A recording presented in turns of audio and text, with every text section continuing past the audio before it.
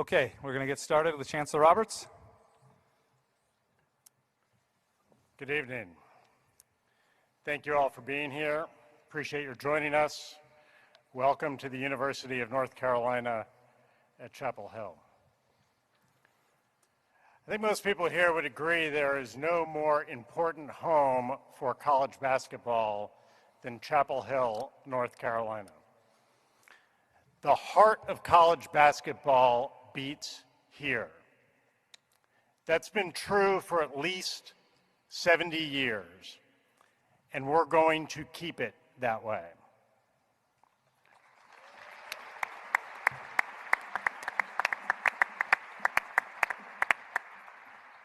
Our job, our mission, for me and Bubba and Steve, and now for Coach Malone, is to make sure that the best days of this legendary program lie ahead. We're delighted to welcome Michael and Jocelyn here to Chapel Hill, but they're already members of the Tar Heel family. They've been wonderful parents, supporters, and fans. We're overjoyed that they're here. I really want to thank Steve Newmark and Bubba Cunningham for their work on the search, and also our board chair, Malcolm Turner, the incoming Rams Club chair, Vaughn Moore, and of course, Tar Heel legend, Antoine Jameson, all of whom spent significant time and effort on the search. Some of you know that our commencement speaker is Eric Church, singer, songwriter, massive Tar Heel sports fan. Eric Church has a lyric that goes, "Most days in life won't matter, but life's about the days that will." I'm confident that in the long and noble history of our men's basketball program, this is a day that will matter for decades to come. Thank you all again for being here. I'll turn it over to Bubba. Go Heels.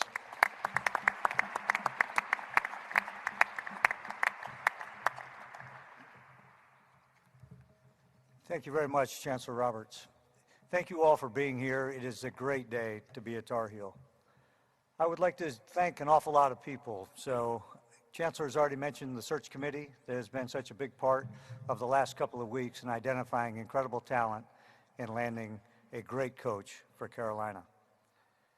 There are a number of other advisors throughout the process, former players, Coach Williams, and many that provide important feedback and perspective during this entire process, and we thank them very much for their effort and their time that they put into this.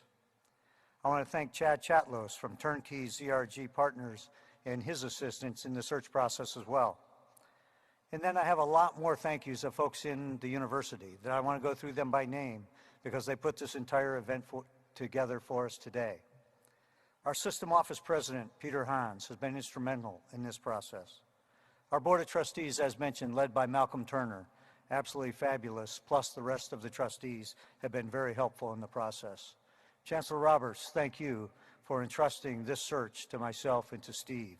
We really appreciate your leadership and the direction that you have provided as well. In the Chancellor's office, there's many people that have helped. Chris McClure, Nate Knuffman, Christy Hurt, and Dean Stoyer. Thank you for all your hard work and dedication on behalf of the university. From the General Counsel's office, Paul Newton and Marla Bowman have been instrumental in getting things to the finish line as well.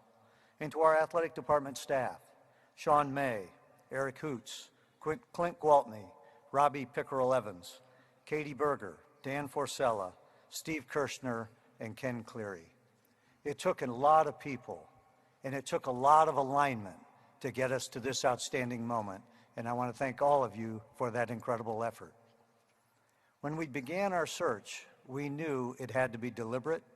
We had to consider the best coaches in the country, whether they were in professional sports or college. We wanted to make sure we found the very best leader to carry this tradition forward and make Carolina basketball incredible into a new era of college athletics. I've worked very closely for the last 9 months with Steve Newmark, and I really want to give him a special thank you today for the timeless and energetic and professional effort that he put into this job search, and he led the search. His ability to gather information, to communicate with our search committee, and ultimately had led us to an incredible coach. I can't thank you enough, and congratulations, Steve. It has been a marvelous couple of weeks to work with you. Coach, welcome.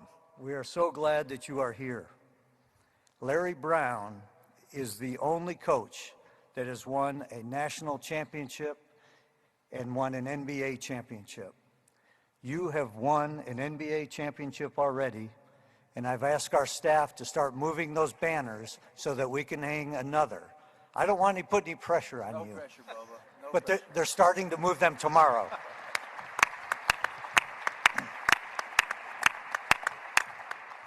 Please welcome Steve Newmark.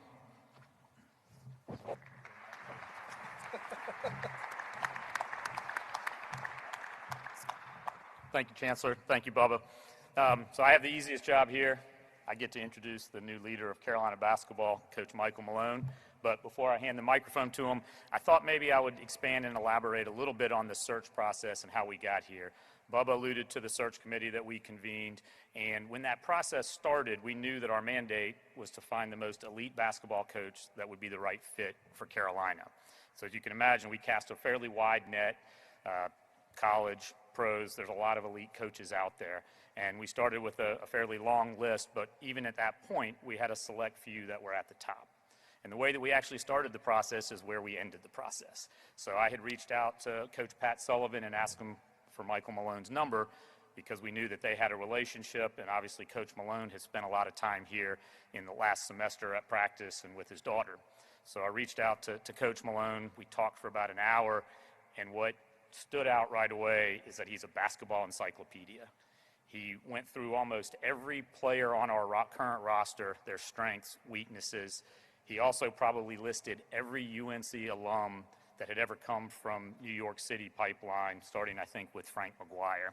And so we got towards the end of the conversation, and he said, you know, Steve, I appreciate the call. When Sully told me you were going to give me a ring, I thought it was a courtesy call. You were doing him a favor. He said, I really haven't been contemplating the college landscape. I've got a lot of love and passion for UNC, but this is something that, really wasn't on my radar screen at the time. So we then had another conversation the next day, got into a little more depth about what this place is, what we have in front of us. And to me, those conversations, and then every conversation that he had with search committee members and others after it, everybody came to the same conclusion, that Coach Malone is the ideal fit for this university. And so interestingly, early in the search process, I leaned quite a bit on Coach Williams, Coach Fogler, and Kenny Smith. I think we spoke every other night during the 2-week process. And at the beginning, Coach Fogler said to me, hey, we can best help you in the search committee if you share with us what you're looking for in a coach. And so it was actually a fairly easy exercise, and came back and talked to 3 of them and said, first and foremost, they need to be an elite teacher, innovator, strategist, and leader. And that's really following in the mold of Coach Smith, Coach Guthridge, and Coach Williams. Second, they need to kind of display and possess the character and integrity that's consistent with our university and our principles.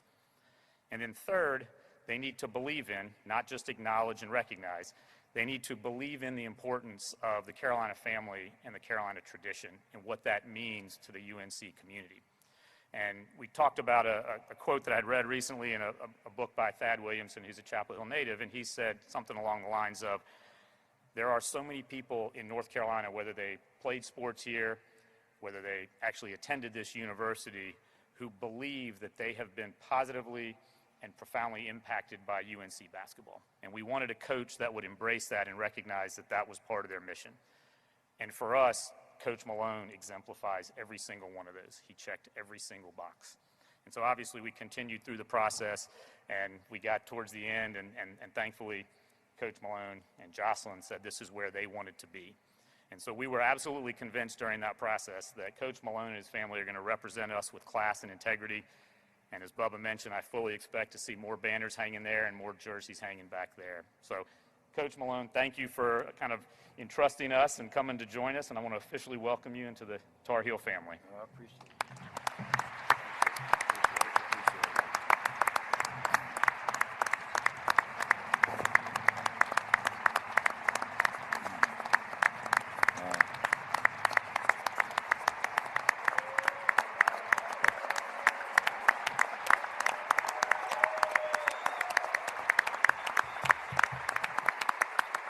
Thank you. Thank you very much.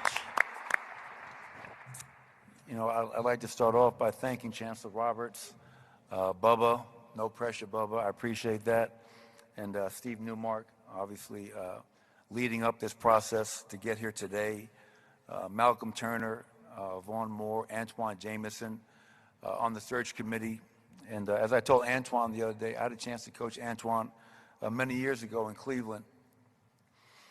And I never take it lightly when somebody believes in you and they endorse you and they feel that strong to put their name behind you. And that's what Antoine did. That's what Kenny Smith did.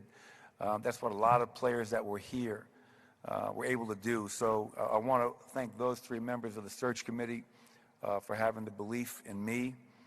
And there's really, I met him for the first time today, but I feel like I've known this person for 10 years. Is Coach Roy Williams and your beautiful wife, Wanda. I really appreciate you guys making the effort to be here today. It means the world to me. And what became crystal clear to me when I talked to Coach was how important this university was to him. And I could feel the passion in his voice. I'm not from North Carolina. I didn't play here. I'm coming from outside the family to be a new member of the family. And we're excited about that. But Coach, you had a profound impact. And every time I spoke to you and I said, Coach, I'm not coming, I'm staying in the NBA. And every time I thought about it, I talked to my wife, Jocelyn, I'd say, you know what? This is North Carolina. This is Roy Williams. This is Dean Smith. This is Coach Guthridge. And I wanted to be a part of something so much bigger than me. And to have you here means the world. I want to say thank you. I also want to thank my daughter, Bridget. I did not come here for her. I know that's a narrative. Everybody says I'm coming here so I can watch my daughter play volleyball under Coach Shaw. But I'm happy to share this with you. You know, we call her Bridie. And my beautiful wife, Jocelyn, who's been with me every step of the way.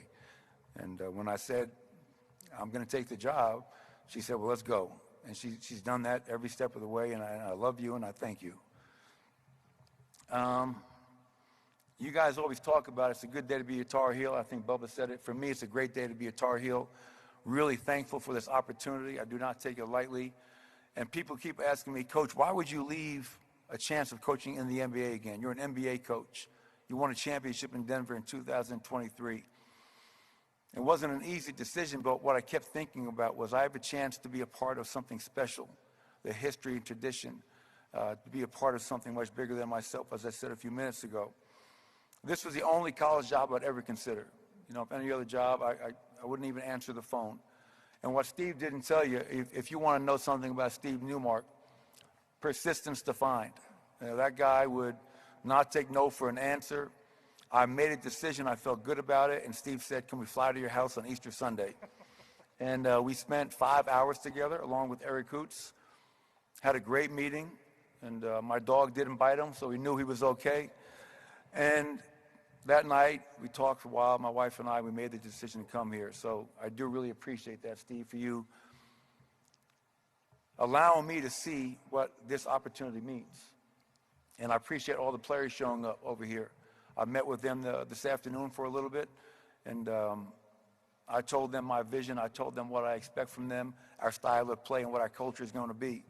And you know, I want guys to commit to that, buy into that, and if we do that, then you can start talking about banners. But my only goal is to get better every day. And if you do that every single day, you put yourself in a position to have that success. And as I said in the NBA many times, I'll say it here again today, I don't want to just have success. Coach Belichick is here, I believe, one of the greatest coaches of all time. I appreciate you being here. You talk about sustained success, excellence, doing it year in and year out. That's what I want to bring to this table. And Steve mentioned innovation. I am an outsider coming into a really intimate family. I have to balance the delicate balance of being true to the past and honoring tradition while also having my eyes on the future. The game is always changing. And so if you see us doing things a little bit differently, it's okay. Embrace that. It's okay. All right? You can see I have Dean Smith, his lapel pin here. Tremendous amount of respect for what this program and the history that they occupy in NCAA basketball history. But we're going to do it our way. I'm going to use people like Coach Williams, Coach Eddie Fogler, Pat Sullivan, Sean May, all the guys that are here, and learn from them and push forward. I've said too much already. I know we're going to open it up to Q&A. My last message is this. Thank you for being here tonight. Really excited to get to work. We got a lot of things going on right now with the transfer portal, talking to my players right here, getting out in the recruiting trail, hiring a staff, finding a place to live, all those things. So I think Coach Shaw is going to put us up for a little bit, right, Mike? All right. But thank you very much, and look forward to answering any questions you may have. Thank you, Coach. We're going to take a quick photo of the four principals together. Jeff, when we get started, Greg Barnes, you'll start on this side, and then Shelby, you'll start on the mic on that side. Chancellor in the middle with Coach.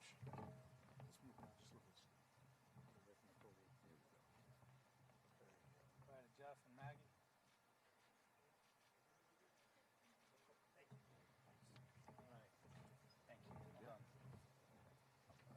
All right, again, if you would please identify yourself, name and outlet, and we'll get started with Greg and then Shelby and then Andrew. Go ahead, Greg.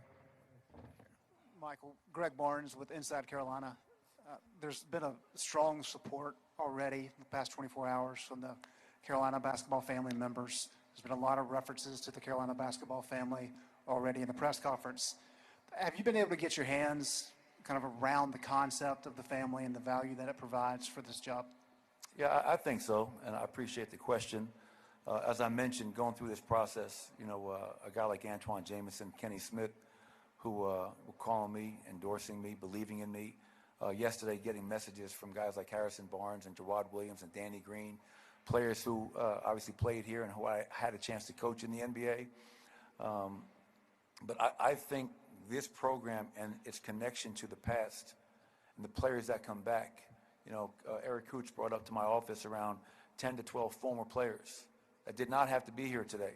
I did not play here. I'm not from Carolina, but I think they're ready to embrace somebody new with a new vision to try to get this program back to where we all want it to be. But I think family is important. That's something we talked a lot about in Denver.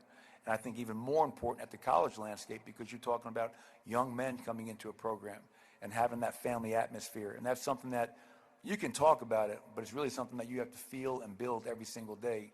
And that's why I wanted to start off meeting with the players today, for them to hear from me, to get a feel from me. They know me because I came to practices in the fall, but that relationship with the players and them with the head coach is so important, and I think it's something I'm only going to get better at and build on.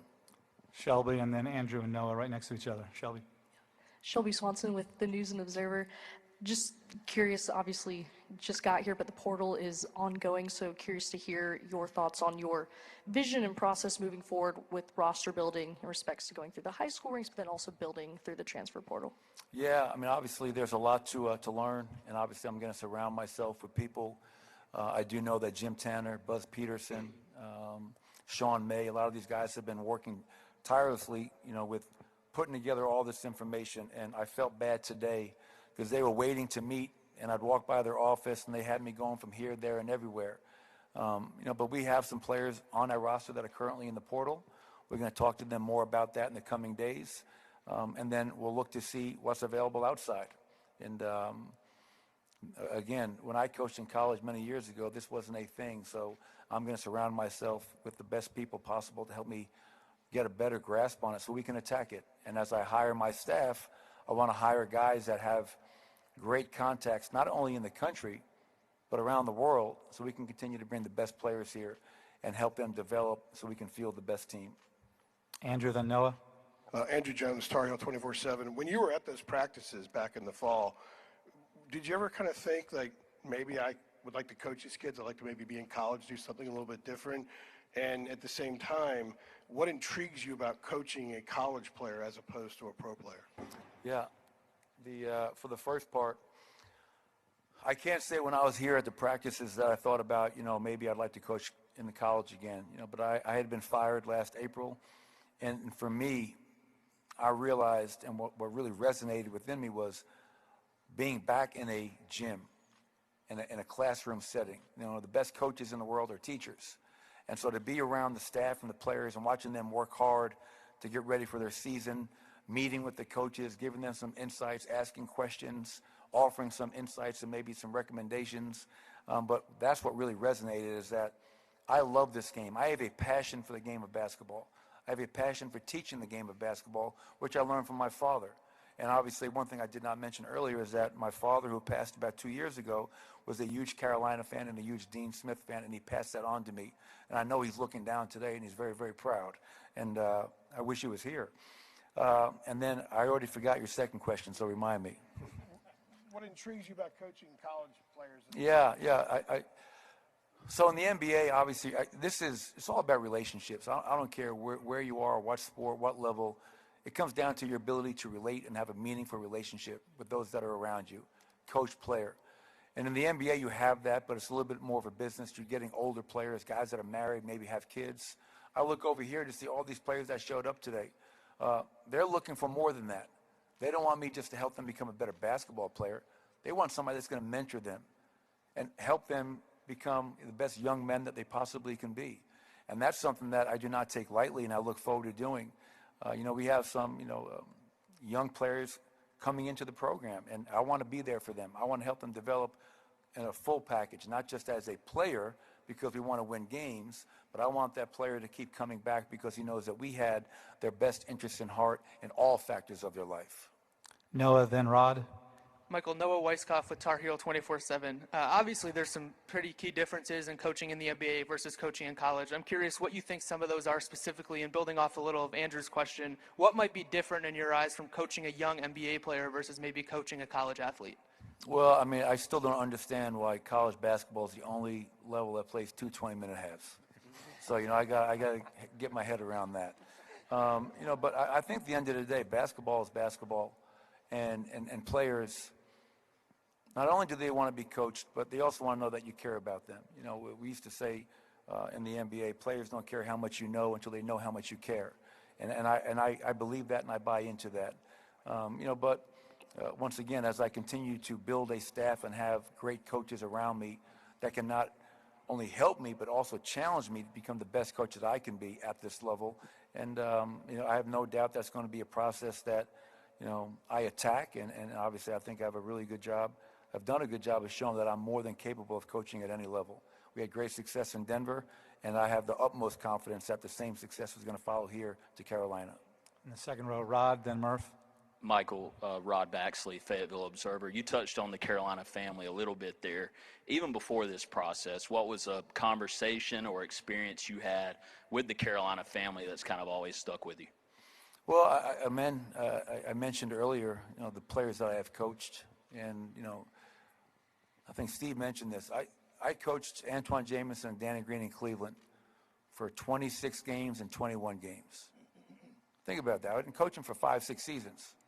26 games, and Antoine Jamison, all these years later, remembers our time together, and not only in my ability as a coach, but how I carried myself and how I demanded and held guys accountable, and that stuck with him.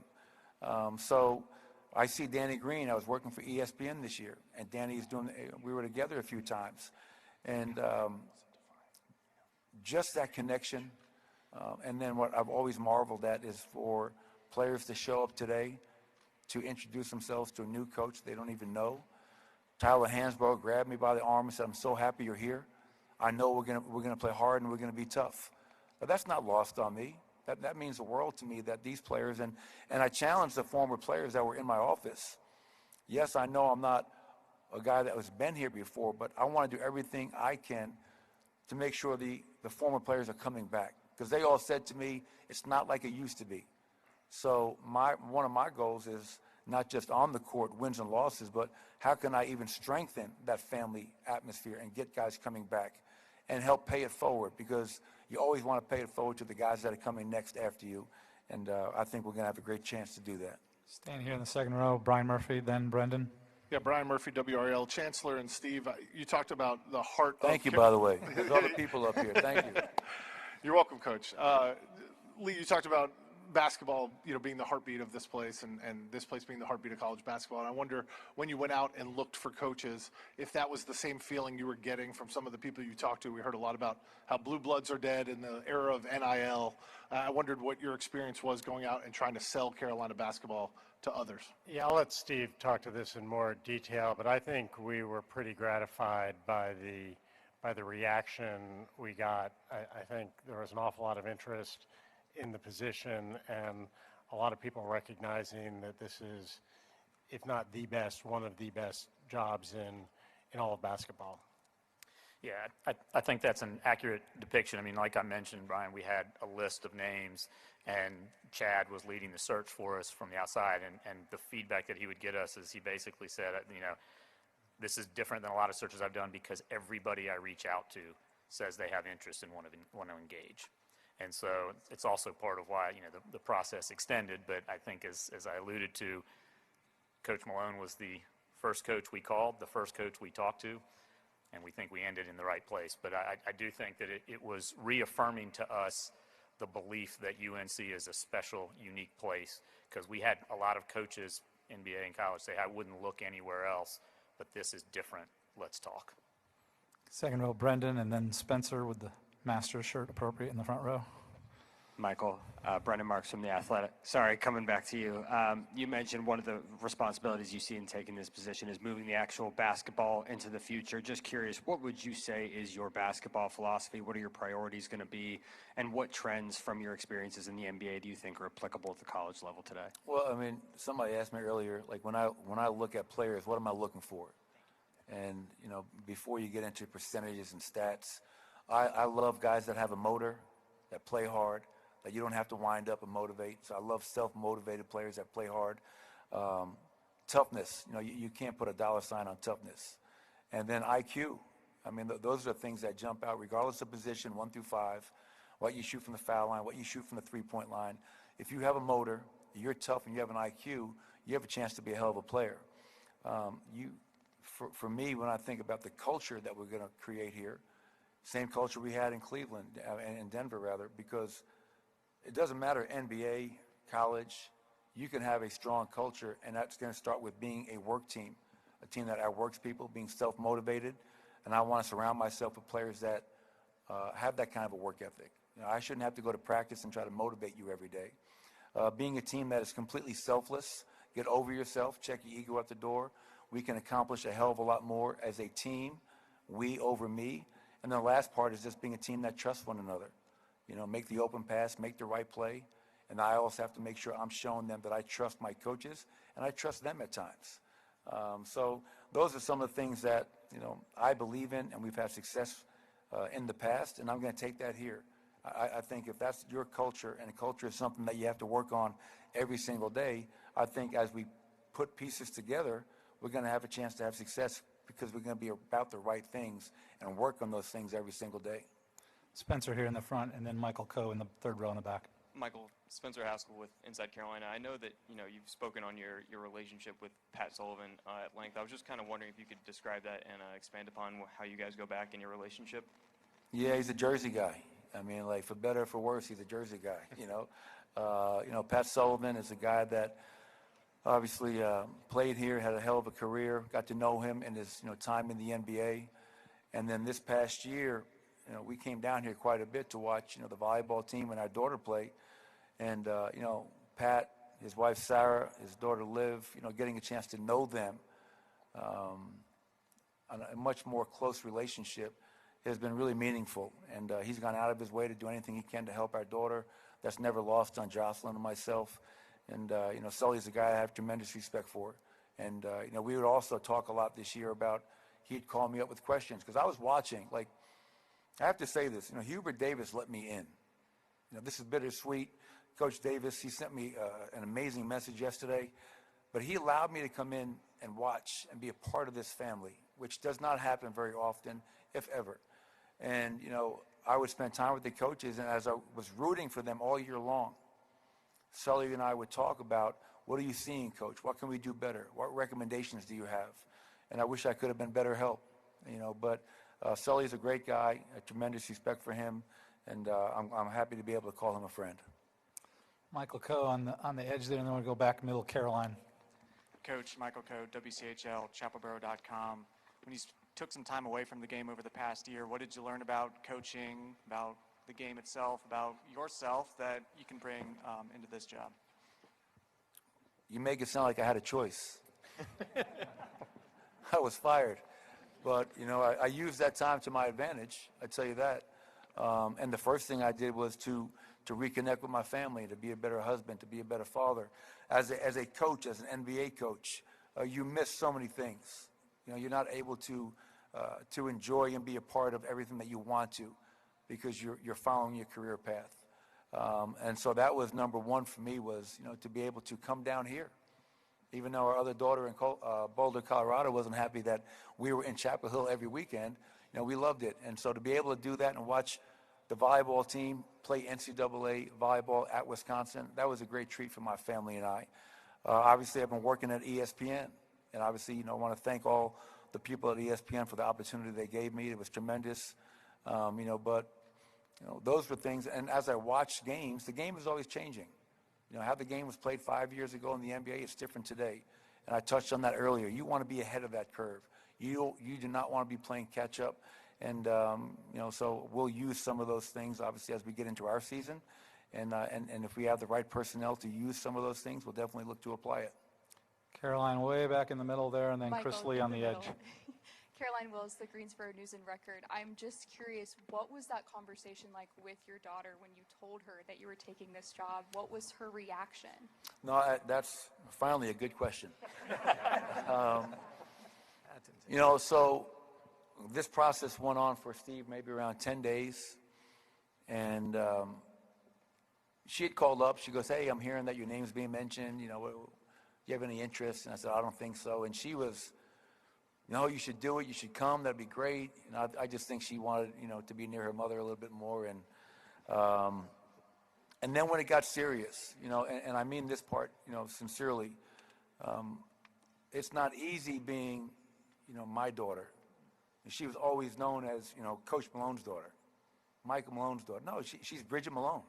And when she came here, she had her own place, her own space to be her.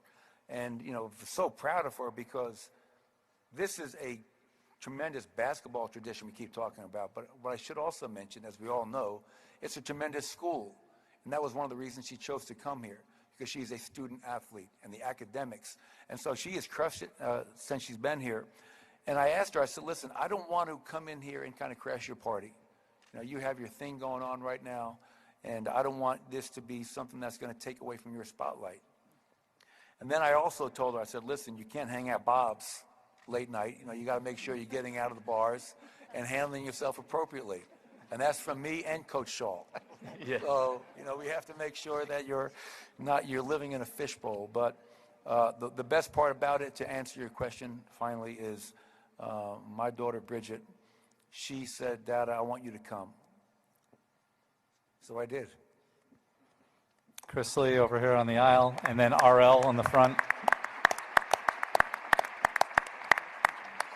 Chris, then RL. Hard to follow that one. I'm Chris Lee from WRL as well. Wanted to ask you, I know you said earlier basketball is basketball when it comes down to the style of play, but what does make college uniquely different are the rivalries. And so there will be rivalry games coming up with Duke and NC State. Plus, instead of having a 7-game series, it'll be one-and-done formats in the ACC and NCAA tournaments. I just want to get your thoughts on those and just kind of how different that will be for you as a coach to get ready for that type of format. I love rivalries. Yeah, I'm ready. I'm ready to get into that. Watching that game at home this year when Seth Trimble hit that corner three, my wife and I were jumping around in our room back in Colorado. I mean that sincerely. Our daughter was at the game. She FaceTimed me as they were leaving the arena, and just to be a part of that moment. Life is about moments, and that's a moment that all the Carolina fans, will always remember. But I'm excited to be a part of that rivalry. I want to add to that rivalry. I want to, I want to win. And I know that Duke is a program down the road, and they've had success. But, as I said earlier, I didn't come here to be second best. I didn't come here to lose in the first round of the ACC tournament. I came here to win and win at a big level, win at a high level. And if you're a competitor, that's what you want. You don't shy away from that. You don't run from that. You run towards that. And that's how I'm wired. That's in my DNA. And, and our team's going to, take on that character as well. Time for a few more. A couple right in the front. RL, then Tommy. RL Bynum, Tar Heel Tribune. What will the style of play of your Carolina teams be? And how, if any, will you tweak that from the style of play of your Nuggets teams? I know that they were known for having tenacious defense. Oh, tenacious. That's very kind of you. It wasn't tenacious all the time. But, I will say this. I am a defensive-minded coach. I believe defense wins championships. I think everything starts from the defensive end of the floor. Your defense is the beginning of your offense. We didn't rebound well enough this year. Carol, I say we, like I was here, but I'm here now. And so if you can defend and you can rebound, what does that allow you to do? That allows you to get out and run. And I want to be a team that defends, rebounds at a high level, and gets out and run and play at a fast pace, up-tempo basketball, and attack before they get set. I don't want to play half-court basketball. We'll be able to do it when you have to, but my goal is through defense and rebounding, we can get out and run and attack. And I think the one thing that stood out from our teams in Denver is how unselfish we were. And that gets back to being selfless, not caring who gets the credit. If there's an open man, make the pass, don't hold the ball. And sharing the ball unites teams. And that's going to be an important piece of it, too, is this being an unselfish team that plays for one another. Because you guys have watched a lot of great basketball here. A lot of teams, they play with each other. There's a big difference, though. The great teams play for each other. And now I want our guys to play for each other each and every night. Got time for last 4 questions. Please make them quick. Tommy Ashley, then Brooke Pryor. Coach Tommy Ashley with Inside Carolina. You've mentioned your father, you mentioned Coach Smith and the other Carolina coaches. Who would be your mentors or sort of coaches you've sort of patterned your game after? Yeah, obviously it would have to start with my father. Obviously one of 6 kids, born in Astoria, Queens, moved out to Rockville Center. Seeing him as a high school coach at Powell Memorial and as he went through his career, and I was the only one of the 6 kids that wanted to follow in his footsteps, something he tried to talk me out of. He said, "You're too smart to be a coach." And obviously I didn't listen to him. But he was my mentor. He was my role model, and I wanted to emulate my father. And he had a profound impact on me, not just as a coach in my philosophy, but just how I try to carry myself. And then aside from that, I was fortunate to coach with guys like Jeff Van Gundy, who was a tremendous coach, detailed. Guys like Mike Brown, who I spent 5 years with in Cleveland with the Cavaliers, coaching LeBron James and many other great players. But I think as a coach, you take all this in, you learn from people. And when you're a young coach, I want to do all this. And as you get a little bit older and you mature, you realize that you whittle that down and you find out who you are as a coach, what you believe in at your core, and you have to be true to your own personality. So Coach Popovich had a huge impact on me. I never worked for Coach Pop, but he allowed me to become a head coach. If it wasn't for him, I never would have gotten that opportunity. And, so he's another guy that you look at his track record, how he carried himself. And he told me something once when I got my first head job in the NBA with Sacramento. He said, "Listen, be yourself. You're Irish, you're fiery, and you're tough. You can do that only if your players know you love them." And I've never forgotten that. So I will be hard on our players. I will hold them accountable, but I'm also going to hug them and love them and know that I have their back. And I think if you're a player and a competitor, that's what you want in a coach. Third row, Brooke.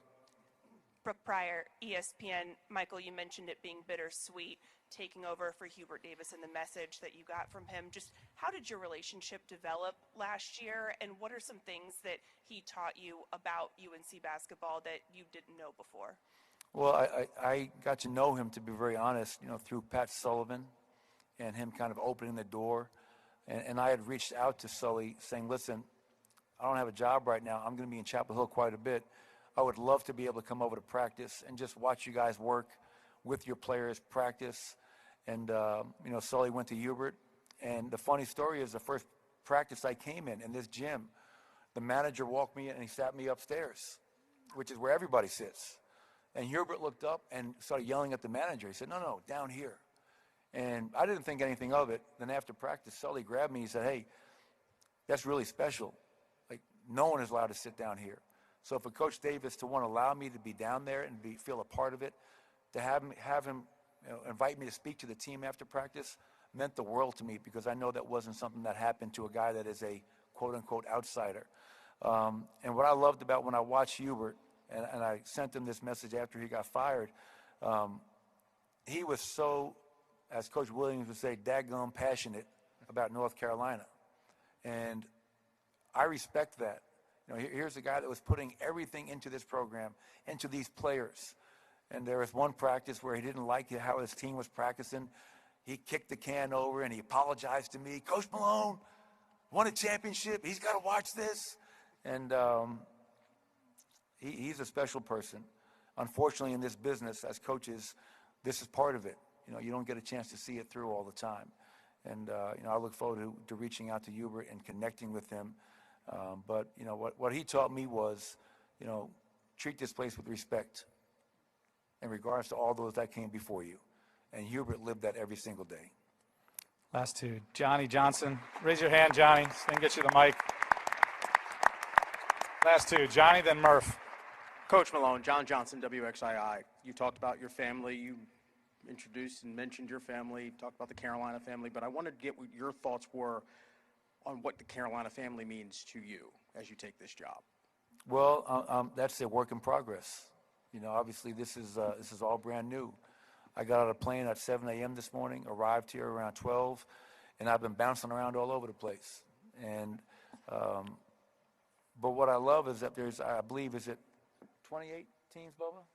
There's 28 teams here who've had great success. We're spending a lot of time talking about Carolina basketball, but you look across this athletic department and all the teams and all the coaches and all the success.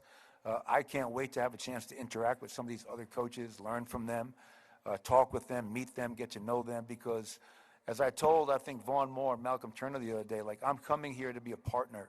I'm coming here not just to be the coach. I want to immerse myself into the community, into the department.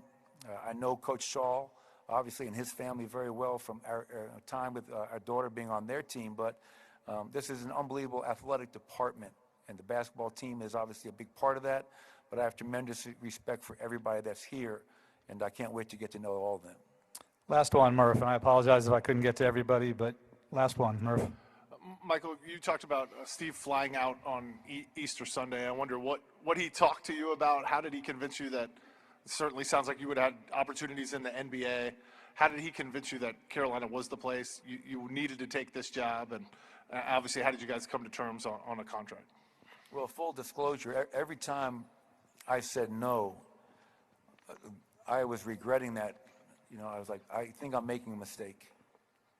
Jobs like North Carolina do not come. I told Steve at one point, I know this is a once-in-a-lifetime opportunity. This wasn't a situation where I could say, now's not the right time. It's now or never. And so when he came to the house, a lot longer than we wanted him there, on Easter Sunday, and didn't even bring my wife flowers, which was incredible. Just hearing his vision, and talking about the ins and outs of the job. And he said this, and it resonated within me. He wants a partner in this. He's looking to hire a coach that, he's innovative, has character, understands the tradition of excellence here at Carolina, but he also wants to hire a coach that he can be a partner with and build something special. And I'm glad they came out. My first reaction was when they said they wanted to fly from Indianapolis, was like, I've already said no, but I'm so happy that they did come, because it changed my mind, it changed my wife's mind, and that night, I felt so much better about, I'm not only taking this job, I'm attacking this job, and I can't wait to get to campus and start that, with everything we have to do, and so I'm glad that's the last question, because we got work to do, Jack. Thank you, Coach. Thank you, everybody, for attending. Players, media, family, staff, everybody, thank you. Please drive home safely. Have a good night. Thank you. Appreciate it, everybody.